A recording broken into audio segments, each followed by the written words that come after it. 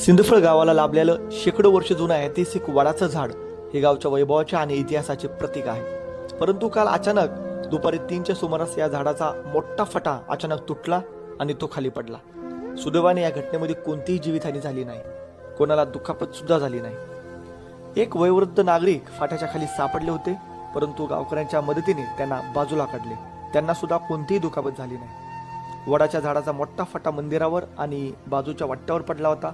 तो तातडीने बाजूला काढणं गरजेचं होतं. आम्ही सर्व गावकरी एकत्र आलो.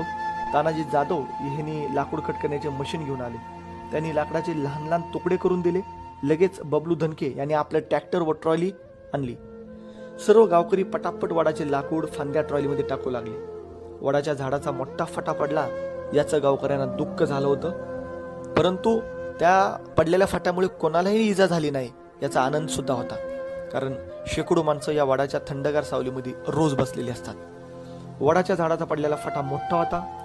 तो हटवण्यासाठी सर्व गावकरी मनापासून काम करत होते. प्रत्येक जण पडलेल्या फांद्या लाकडं उचलून त्या ट्रॉलीमध्ये टाकत होते. जवळपास 2 ट्रॅक्टरभर वडाची लाकडे जमा झाली होती. त्यानंतर ही लाकडे आम्ही गावच्या एका कोपऱ्यात स्मशानभूमीमध्ये या ठिकाणी नेऊन टाकली. गावावर छोटे मोठे संकट आलं की गावकरी तत्परतेने एक दिलाने पुढे येतात. ही गोष्ट अभिमानास्पद आहे. कोणताही स्वार्थ न ठेवता एकमेकाच्या मदतीला धावून जाण्याची परंपरा आजही जिवंत आहे. अशाच एकोप्यामुळे प्रत्येक संकटावर मात करता येते. शेकडो वर्षाच्या या ऐतिहासिक झाडाने अनेक पिढ्या पाहिल्या.